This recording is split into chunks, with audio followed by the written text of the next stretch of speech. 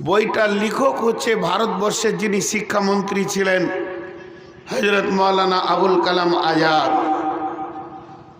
বইটার মূল সারাংশ কি আছে? 19 থেকে 20 জন বড় বড় সাহাবী তাবী তাদের নাম দেওয়া আছে।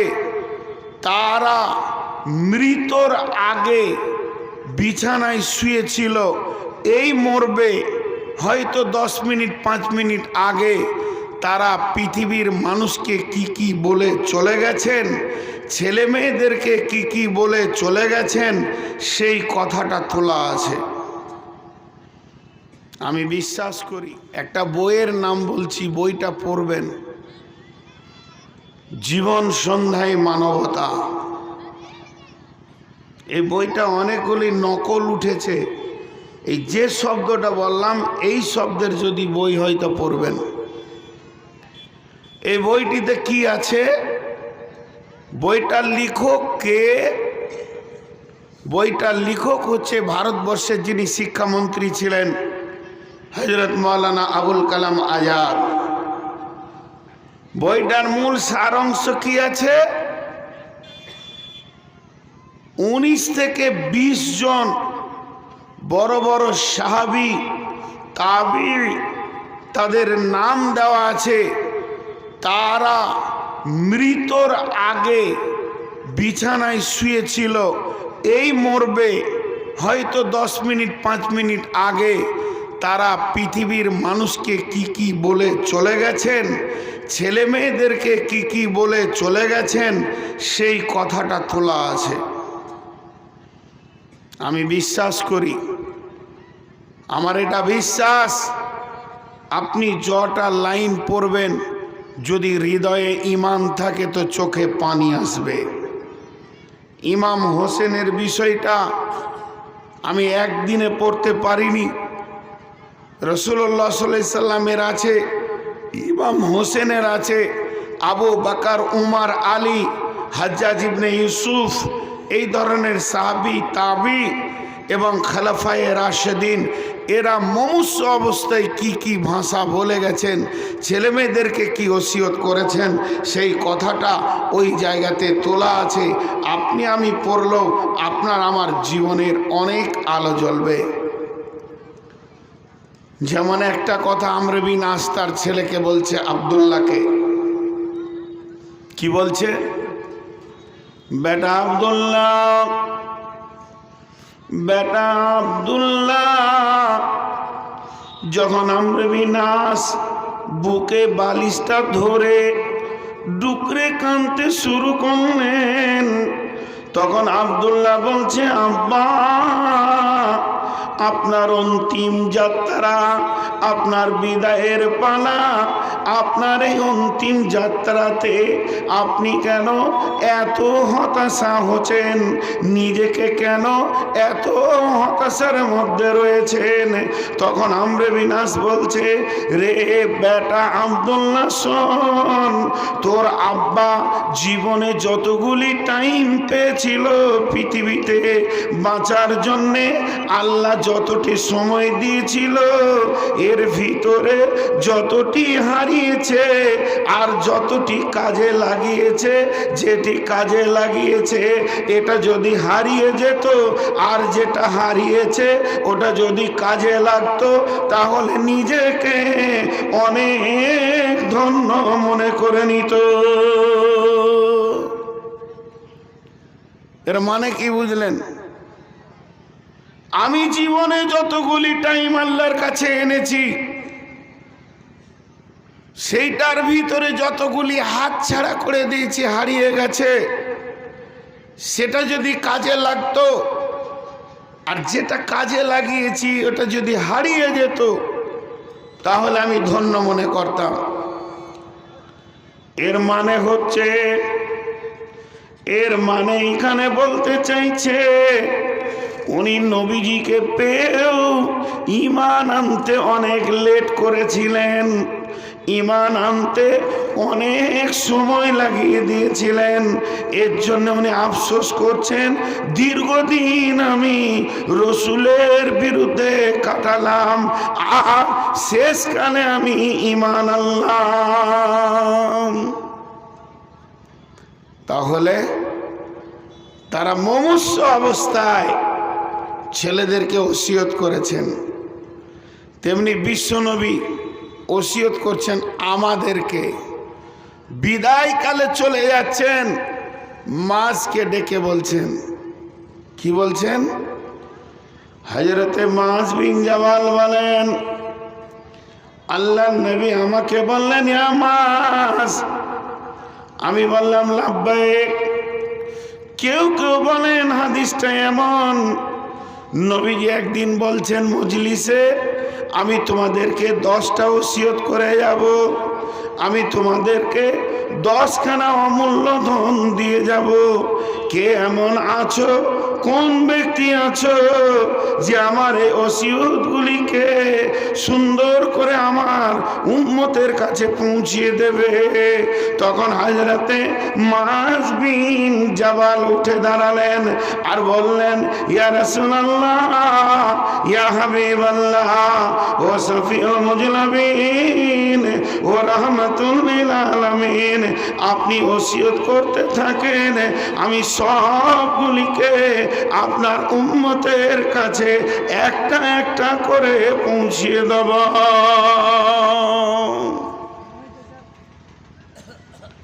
দয়ার নবী, আপনি বলতে থাকেন আর আমি আপনার উম্মতের কাছে পৌঁছিয়ে দেব, এটা কোনো অসুবিধা নেই।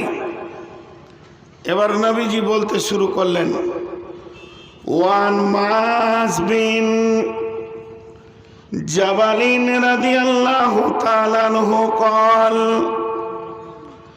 আওসানি রাসূলুল্লাহ সাল্লাল্লাহু আলাইহি ওয়াসাল্লাম বিআসরি কালিমাতিন লা তুশরিক বিল্লাহি শাইয়া ওয়া ইন কুতিলতা আও হুররিতা ওয়া লা তাওয়াক্কালনা ওয়ালিদাইকা ওয়া ইন আমারাকা আন তাখরুজা মিন আহলিকা ওয়া মালিকা ওয়া লা তাতরুকান্না সলাতা মাকতুবাতান মুতাআম্মিদান ফা ইন্না মান তারাকা সলাতা মাকতুবাতান মুতাআম্মিদান ফাকাদ বারিয়াত মিনহু জিম্মাতুল্লাহি। আল্লাহর নবী বলছেন, মাছ শোনো,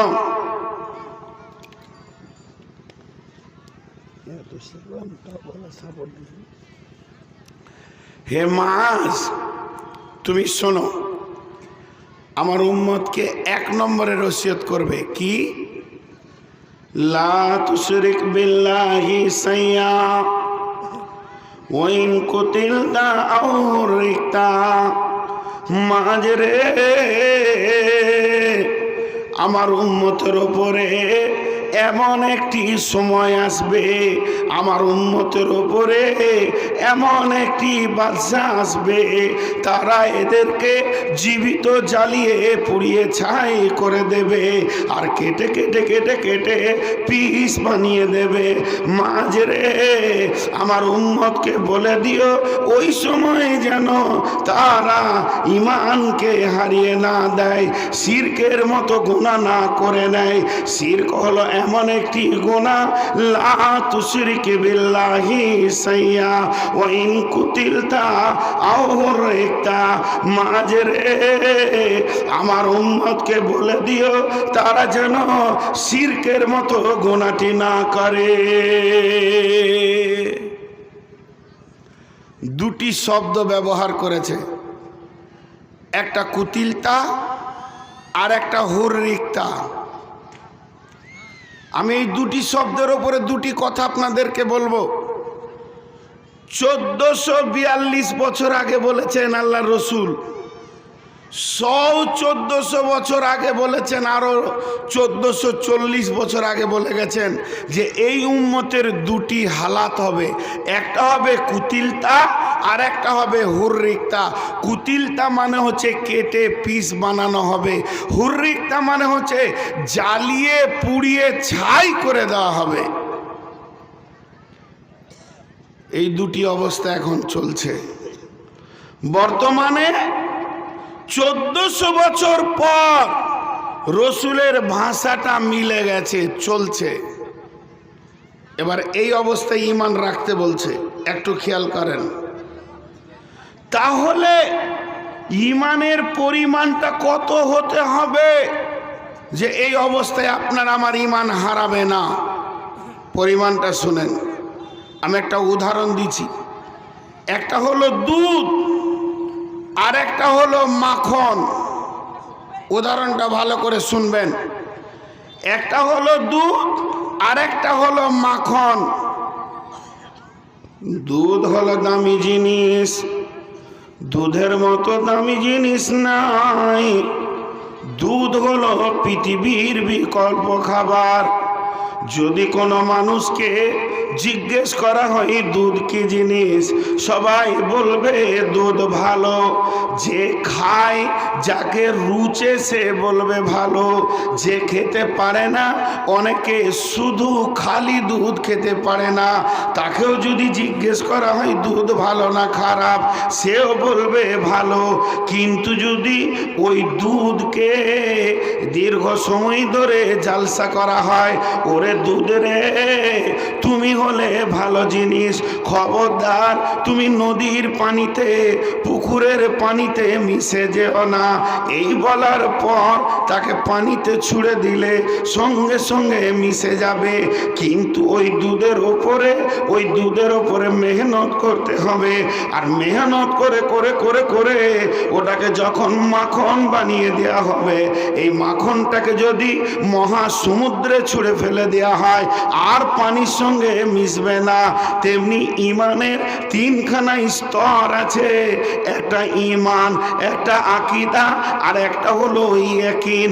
মানুষের ভিতরে ঈমানটা যখন ইয়াকিনে পরিণত হয়ে যাবে, তখন ওর জান চলে গেলেও ওকে কেউ দিন থেকে সরাতে পারবে না। ওর জান চলে গেল, ওকে কেউ দিন থেকে সরাতে পারবে না। একটা সাহাবীর নাম বলছি, ভালো করে শুনেন।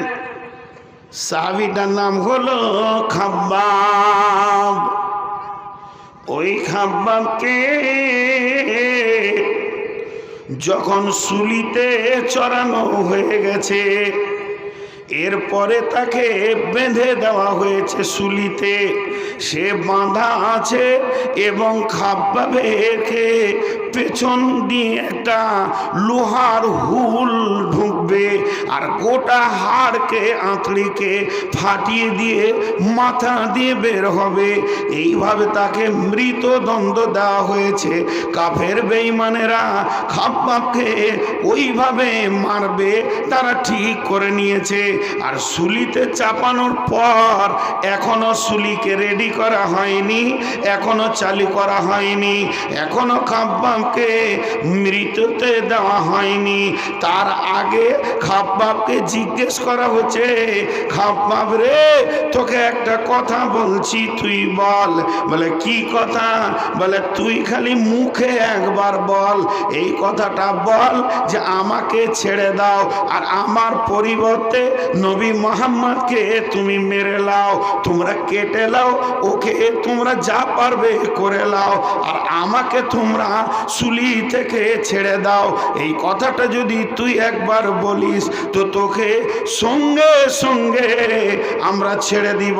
তাতে মুহাম্মদকে মারতে পারি চাই না পারি, আমরা বদলা নিতে পারি চাই না পারি, তোমাকে সঙ্গে সঙ্গে ছেড়ে দিব। খাব্বাব সুলিতে বাঁধা অবস্থায় এখনই মরবে। সেকেন্ড 2 বাকি আছে, ওর মুখের কথাটার পরে পরই শুলির কারিশমা চালু হয়ে যাবে। এই অবস্থাতে খাব্বাব বলছে, রে বেঈমানের দল, একবার ছেড়ে দিয়ে দেখ, তোদের জিভকে টেনে ছিঁড়ে নিব। আমার জীবনের পরিবর্তে, আমার প্রাণের পরিবর্তে নবী মুহাম্মদ সাল্লাল্লাহু আলাইহি সাল্লামের পায়ে কাঁটা ভুঁকবে, এটাও মেনে নিতে পারবো না, পারবো না, পারবো না, পারবো না।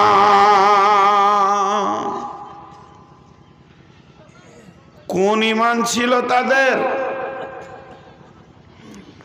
তাদের ঈমানটা কোনটা ছিল? তাদের ঈমানের স্তরটা কি ছিল? তারা কোন পর্যায়ে ঈমানকে নিয়ে গেছিল? আর একটা বলি, হযরতে বেলাল, উমাইয়া একবার মারে, উমাইয়া ক্লান্ত হলে আবু জাহেল মারে, আবু জাহেল ক্লান্ত হলে উমাইয়া মারে, উমাইয়া ক্লান্ত হলে আবু জাহেল মারে। সন্ধ্যা থেকে সারা রাত তাকে শারীরিক মানসিক নির্যাতন দেওয়া হয়। সকাল হলে, বিকাল হলে, ঠান্ডার টাইমে তার গলাতে গরুর মতো দড়ি দিয়ে বাচ্চাদের হাতে দেওয়া হয়। তাকে মদিনার গলিতে গলিতে টেনে হিঁচড়ে নিয়ে বেড়ায়। আর রোদ যখন প্রখর হয়ে যায়, মরুর বালু যখন তপ্ত হয়ে যায়, তখন ওই বেলালকে ওই বালুর ওপরে শুইয়ে দেয়া হয়, আর আগুনের মতো তাপেতে জ্বলতে থাকে। এই রকম অবস্থায় বেলালকে বলা হচ্ছে, বেলাল রে, তুই একটিবার বল, তোর আল্লাহর ক্ষমতা বেশি না আমার ক্ষমতা বেশি? আবু জাহেল যখন এটা বলল, তখন বেলাল বলছে, বেঈমান রে, তোর যদি সেই জ্ঞান থাকবে তাহলে তুইও তো ঈমান আনবি, তবে শুনেলে আমার আল্লাহর ক্ষমতা বেশি। আবু জাহেল বলছে, রে বেলাল, তোর আল্লাহর ক্ষমতা যদি বেশি, আমার হাত থেকে তোর আল্লাহ তোকে বাঁচাতে পারছে না। তুই কি বুঝছিস এবার বল? তুই ভেবে বল আমাকে।